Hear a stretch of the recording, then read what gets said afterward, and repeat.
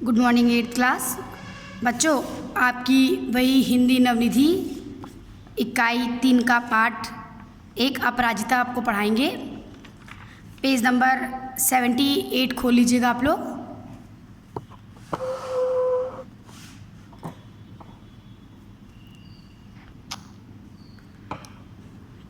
बच्चों इस लेख में बताया गया है कि डॉक्टर चंद्रा को बायोलॉजी में डॉक्टरेट की डिग्री मिली थी।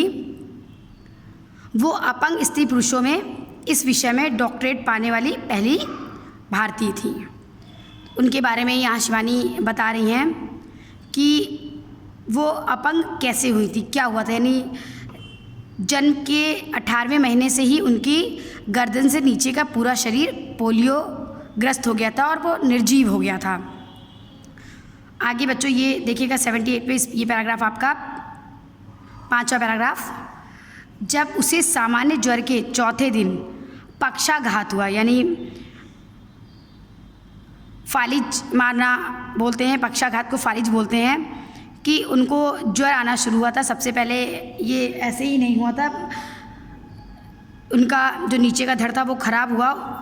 जो फालिज मारा उसके पहले उनको बुखार आना शुरू हुआ था, सामान्य सा ज्वर था।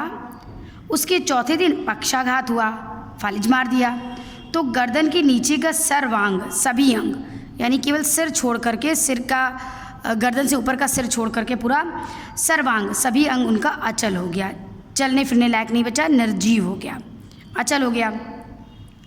भयभीत होकर हमने इसे बड़े से बड़े डॉक्टर को दिखाया। उनकी माता श्रीमती टी सुब्रमण्यम ये बात बता रही हैं कि जब उनको फालिज मारा उसके चौथे दिन 4 दिन पहले उनको सामान्य सा बुखार आया था। उनका अचानक से फालिज मारा, उनका पूरा शरीर अचल हो गया, शरीर ने सिर के नीचे के भाग ने काम करना बंद कर दिया। तो उनकी माता कहती हैं वो काफ़ी भयभीत हो गई थी। उन्होंने बताया कि हमने इसे बड़े से बड़े डॉक्टर को दिखलाया, इसे यानी चंद्रा को दिखलाया उसके इलाज के लिए। सबने एक स्वर में कहा, मतलब जितने भी डॉक्टर थे जिसको जिसको दिखाया सबने एक ही बात कही कि आप व्यर्थ पैसा बर्बाद मत कीजिए, यानी कि इसका कोई इलाज नहीं है, सही नहीं होगी।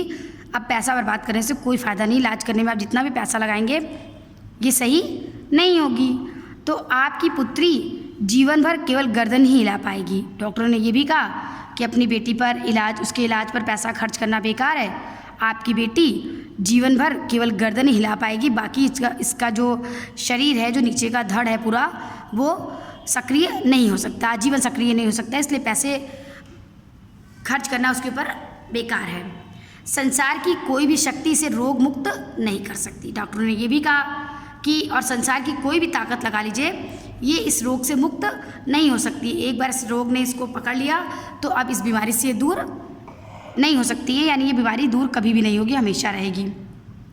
ये बात बच्चों डॉक्टर ने कही श्रीमती सुब्रमण्यम से। सहसा श्रीमती सुब्रमण्यम का कंठ अवरुद्ध हो गया, गला में रुकावट आई, भर गया, यानी वो रुआसी हो गई। कंठ अवरुद्ध होने का मतलब होता है रुआसी हो गई, रोने के मतलब बस आंसू निकले नहीं, वो कुछ बोल नहीं पाई, रुआसी हो गई। रोने के कारण, रोना उनको आ रहा था, उस कारण उनके गले से आवाज़ नहीं निकली। फिर वे धीमे स्वर में मुझे बताने लगी, लेखिका को, कि मेरे गर्भ में जब इसका भाई आ गया था, यानी डॉक्टर चंद्रा का एक छोटा भाई भी था। उनकी माँ कहती है कि दोबारा वो प्रेग्नेंट हुई, दोबारा उनका भाई होने को था। इसके भयानक अभिशाप के बावजूद, यानी अपनी बेटी का भयानक अभिशाप, कि भगवान ने ऐसा अभिशाप दिया कि वो गर्दन के नीचे उनका पूरा शरीर हिल भी नहीं पा रहा था, किसी कार्य लायक नहीं था, वो केवल गर्दन हिला सकती थी। तो इस अभिशाप के बावजूद उनकी माता कहती हैं कि मैंने कभी भी विधाता से, ईश्वर से नहीं कहा कि हे प्रभु इसे उठा लो, कि मतलब इसकी मृत्यु हो जाए, इससे हमें छुटकारा मिल जाए, इसको छुटकारा मिल जाए इस तकलीफ़ से। कहती कि इतनी के बावजूद, इतने बड़े ईश्वर के अभिशाप के बावजूद कभी हम लोग के मुँह से ये नहीं निकला कि भगवान इसको उठा ले, इसके जीवन से तो मौत भली। ऐसा चंद्रा की माँ ने कभी भी नहीं कहा। उनको अपनी बेटी कभी भार नहीं लगी, कभी वो जीवन से ऊबी नहीं उसके, या ये सोचकर कि हाँ भगवान इसको तकलीफ़ों से मुक्ति मिले, इसकी मृत्यु हो जाए, तो ऐसा भी उनकी माँ ने कभी नहीं सोचा। फिर वो कहती हैं, मैं निरंतर इसके जीवन की भीख मांगती रही ईश्वर से कि भगवान इसको नवजीवन प्रदान कर दे। केवल सिर हिलाकर या इधर देख ही सकती थी, इधर उधर। डॉक्टर चंद्रा को जब फालिज मारा तो कह रही केवल वो सिर हिला पा रही थी, और सिर हिलाकर इधर उधर देख सकती थी। उनका पूरा सर्वांग शरीर का कोई भी अंग कार्य करने योग्य नहीं था। ना हाथों में गति थी, ना पैरों में गति थी। फिर भी मैंने आशा नहीं छोड़ी। एक आर्थोपेडिक सर्जन की बड़ी ख्याति सुनी थी, वहीं लेकर के वो चली गई। एक आर्थोपेडिक सर्जन था, उसके बारे में बहुत सुन रखा था, प्रसिद्धि उसकी दूर दूर तक फैली थी। चंद्रा की माँ ने लेखिका को बताया कि उसके इलाज के लिए उसी डॉक्टर के पास चंद्रा को लेकर के गई। 1 वर्ष तक कष्ट साध्य उपचार चला, मतलब बहुत तकलीफ देने वाला 1 साल तक उपचार चला उनकी बेटी का। और एक दिन स्वयं ही इसके ऊपरी धड़ में गति आ गई, कमर से ऊपर का भाग चलने लगा, हाथ हिलने लगे, नन्ही नन्ही उंगलियां मुझे बुलाने लगी। लेखिका की माँ ने कहा, निर्जीव धड़ को मैंने सहारा देकर बैठाना सिखा दिया कि कैसे बैठना है। 5 वर्ष की हुई तो मैं ही इसका स्कूल बनी, यानी किस स्कूल में भेजती, कैसे भेजती। तो कहती है मैं ही इसकी स्कूल बनी, मैंने इसे घर में पढ़ाना शुरू किया। मेधावी पुत्री की विलक्षण बुद्धि ने मुझे चमत्कृत कर दिया। अब वो तो साधारण तरीके से पढ़ा रही थी, लेकिन कहती है उनकी बेटी मेधावी थी, प्रखर बुद्धि की थी, तो उसकी अनोखी बुद्धि ने चंद्रा की माँ को बहुत आश्चर्यचकित कर दिया। वो उन्हें लगा कि ऐसा चमत्कार कैसा। सरस्वती स्वयं ही जैसे आकर जीव्याग्र जीप पर आगे उसकर बैठ गई थी। बंगलौर के प्रसिद्ध माउंट कार्मेल में उसे प्रवेश दिलाने में मुझे कॉन्वेंट द्वार पर लगभग धरना ही देना पड़ा। अब कहती है कि सरस्वती जैसे लगता था उसकी जीप के आगे भाग में विराजमान थी। अब अपनी पुत्री को एडमिशन दिलाने के लिए कहती है कि बंगलौर के माउंट कार्मेल में उन्होंने एडमिशन दिलाया, लेकिन वहाँ पर भी प्रवेश दिलाने के लिए उन्हें एक तरह से पूरा धरना देना पड़ा था अपनी बेटी के एडमिशन के लिए, क्योंकि वहाँ पे वो लोग इस तरह के बच्चे का एडमिशन लेने के पक्ष में नहीं थे।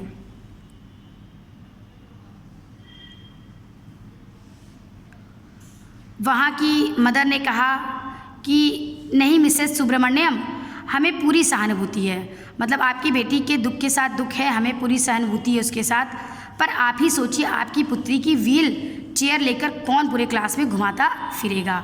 तो वहाँ की मदर ने कहा, यानी माउंट कार्मेल की स्कूल की जो मदर थी, उन्होंने कहा कि आपकी बेटी के साथ पूरी सहानुभूति है, लेकिन आप बताइए पढ़ने के लिए इतनी जिम्मेदारी कौन लेगा कि पूरे टाइम आपकी बेटी का व्हील चेयर लेकर के पूरी क्लास में कौन घुमाता फिरेगा।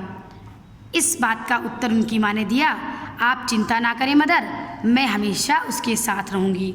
और फिर कक्षाओं में अपंग पुत्री की कुर्सी की परिक्रमा मैं स्वयं कराती, यानी सुब्रमण्यम ने मदर को ये विश्वास दिलाया कि अपनी बेटी की व्हील चेयर की जिम्मेदारी वो खुद लेंगी, वो अपनी बेटी के साथ हमेशा रहेंगी, जिससे उसको किसी भी प्रकार की कोई तकलीफ़ ना हो। और फिर क्या था, अपनी बेटी को उन्होंने माउंट कार्मेल स्कूल में एडमिट कराया, उसका एडमिशन कराया, प्रवेश दिलाया, और कक्षा में अपनी अपंग पुत्री की कुर्सी की परिक्रमा स्वयं कराती, मतलब घुमाती। परिक्रमा मतलब घुमाना, जहाँ जहाँ जाना होता उस कुर्सी को लेकर के वो खुद घूमती। मैं पीरियड दर पीरियड उसके पीछे खड़ी रहती, यानी कि लेखिका की चंद्रा की माँ हर पीरियड उसके साथ खड़ी रहती। प्रत्येक परीक्षा में सर्वोच्च स्थान प्राप्त कर चंद्रा ने स्वर्ण पदक जीते, स्कूल में गोल्ड मेडल जीता। पढ़ने में इतनी अच्छी थी चंद्रा। BSc किया, प्राणी शास्त्र में MSc में भी प्रथम स्थान प्राप्त किया, और बेंगलोर के प्रख्यात इंस्टीट्यूट और साइंस में अपने लिए स्पेशल सीट अर्जित कर ली। ये इसको बच्चों इतना पढ़िएगा, इसके बाद बाकी काम आपको बाद में पढ़ाएंगे।